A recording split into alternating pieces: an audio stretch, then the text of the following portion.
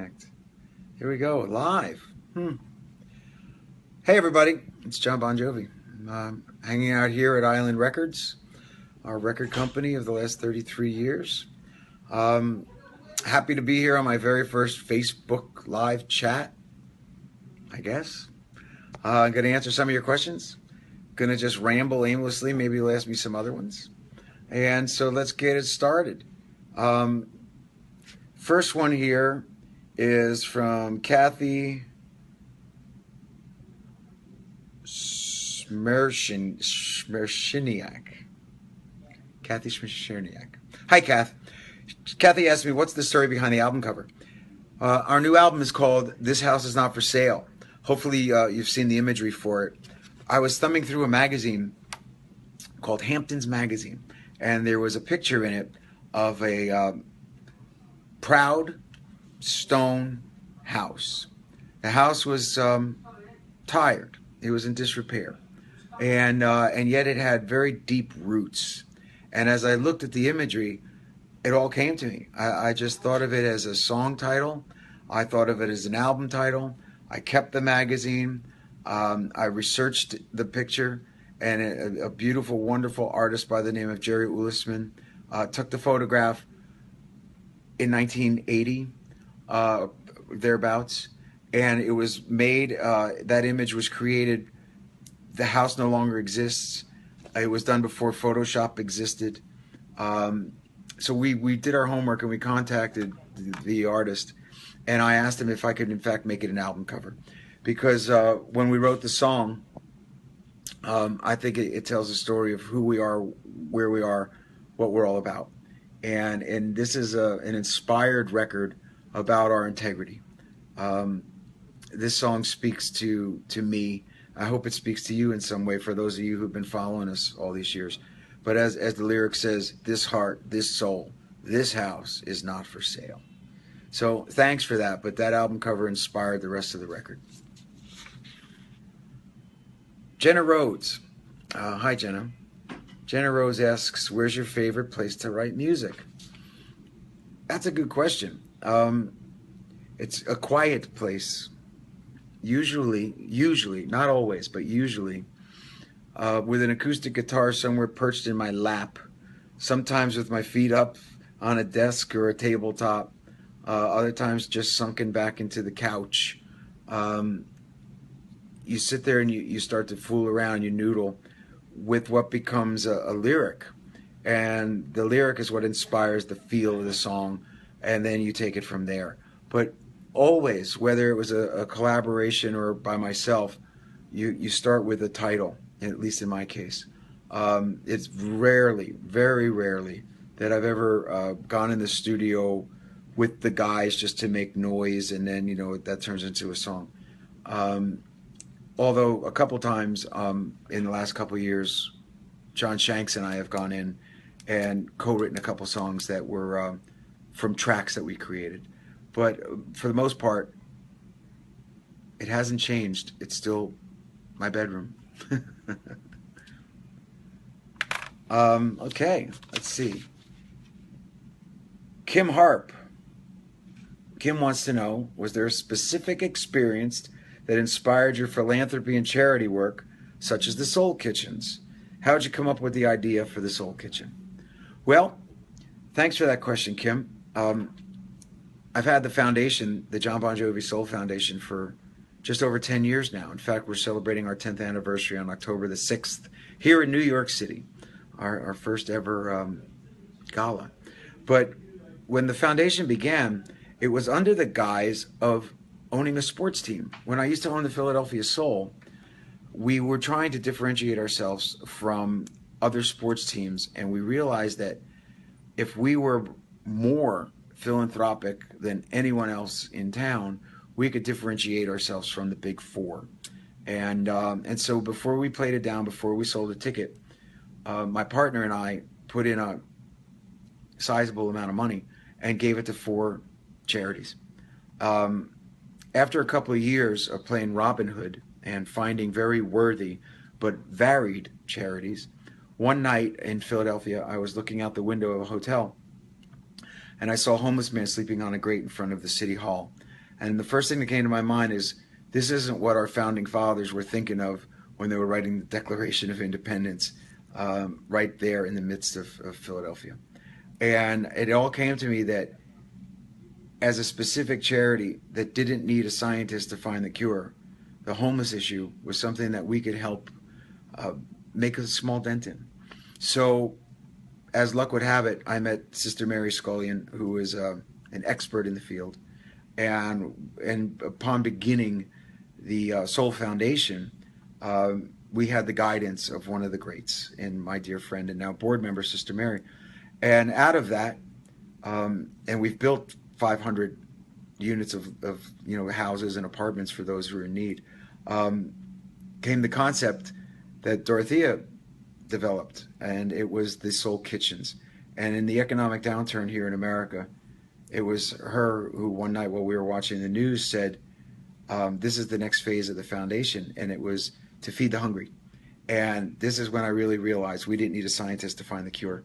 All we needed was a little bit of sweat equity and a plan.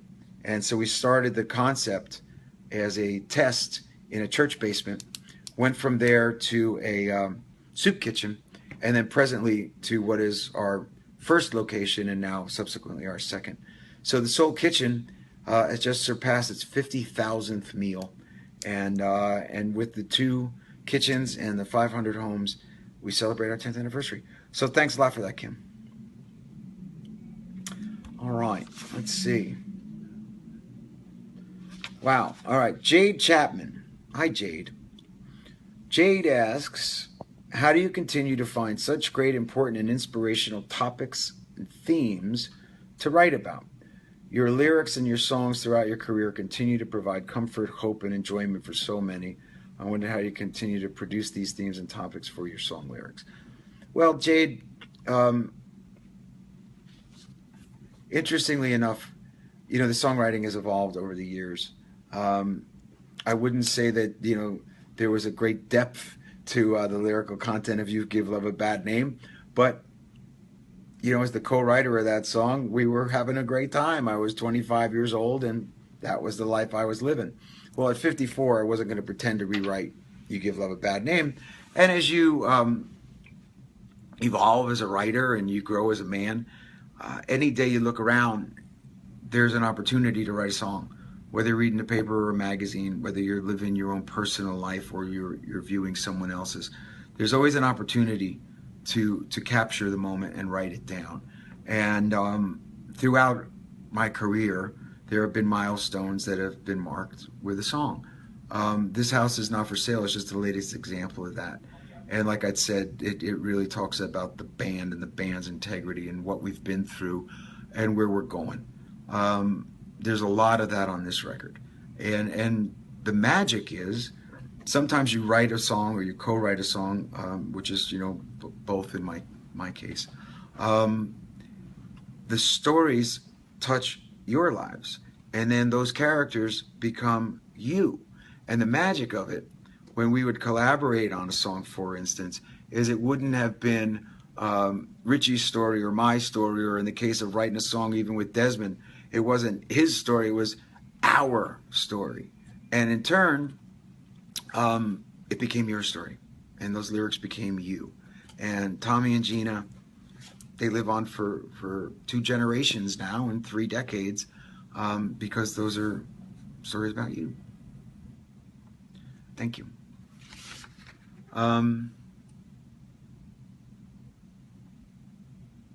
Let's see now. Tatiana Cariel, what inspired you to create the This House Is Not For Sale album songs? Well, I think I just answered that. Tatiana, that living life. I've been through a lot in these last 3 years. It hasn't been easy. It's been a difficult period. But out of great pain comes great art. And in truth, every dead end street that you hit, every bump in the road, just leads you to another opportunity to write a chapter in your life. And so this song, it addresses that, but a lot of this record is inspired by the life that we're living. So let me see, what else is the next one? I've been having a little fun lately going around. If you go on bonjovi.com, which is now up and running again, so please come and visit bonjovi.com. I put a camera in anyone's hand, in everyone's hand, and said, take a picture of your house that's not for sale. And I post this as a challenge to y'all. I have stood out in front of sandcastles and stadiums, in houses in disrepair, and in places that are like Cuba. And we've taken pictures, and Tico's done the same, and David has done the same, and Phil and Hugh are doing the same. So there's a stamp that you can apply to your picture of your house that's not for sale on bonjovi.com. Go there, add a picture to mine. Let's see if we can have a little fun with this. Somebody go and take a picture in front of the doghouse, because I know some of you guys are in the doghouse. It's Friday. Be creative. Do something. Go to your high school football game tonight and take a picture at your high school.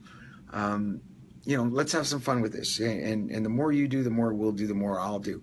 And you know how much I like social media. So I'll do it if you do it. Go to bonjovi.com, get the stamp, take a picture of your house that's not for sale. Let me find a couple of others. I'm hearing hello from India. If you had life to do over, would you take a path that life has taken you? That's a good question. Would I take the path over again? Yeah, I would. And I was always the kind of guy that never wanted to be a could have done that, should have done that, would have done that. And there's a song on this record called Born Again Tomorrow that eventually you guys are going to hear. Born Again Tomorrow is just that. It says, if you could do it all again, would you? Is there any pages in your book that you would rip out? And I answer the question and by saying, would I do it all again? Yeah, I would. Reading some questions here. Here's one. Brenda Gagnon. Hi, Brenda. She asks, how many passports have you filled? That's a very good question. I got my first passport in 1983.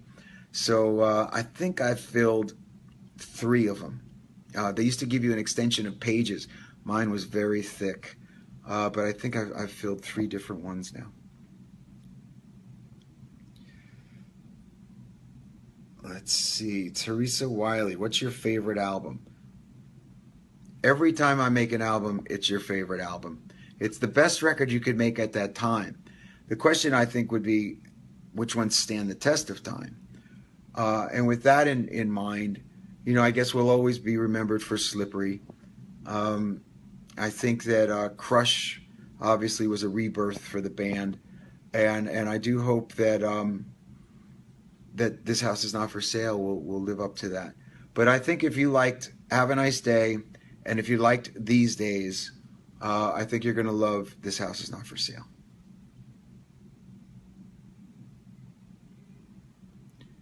Let's see. Yo, man, nice to see you in Sweden. Love you. Okay. Love you too. Looking at some more questions here. Here's one from Monique Van Gastel. Where did you give your best performance? That's a tough one, Monique. We've had a lot of them over the years, a lot of them. The ones that come to mind, there have been legendary ones at Giant Stadium, and when we opened MetLife, to this day, nobody's played MetLife Stadium more than Bon Jovi. I intend to try to keep that record, so it's up to you guys to continue to support us at home. The most famous show that comes to mind is Dublin. I was in Dublin this summer for a couple of days, and people still talk about the infamous Rain show when I summoned the angels from heaven. And as I was talking on the microphone about a sold-out show, and the angels are crying, and that's why it's raining, and just as I was being blasphemous, the biggest bolt of lightning went off, and the thunder clapped, and I fell to my knees out of fear, and I climbed up the microphone stand, and I said into the mic, who knew that you Irish were so powerful? And people still talk about that. That was one of the great nights in our career ever. There was a lot of them even on the last tour. We really had to rally as a band, and everybody helped each other through a very difficult time. But in doing so, I remember many momentous occasions, whether it was MetLife or Los Angeles, whether it was Toronto or South Africa. There were some real milestones for me on the What About Now tour. Let's see.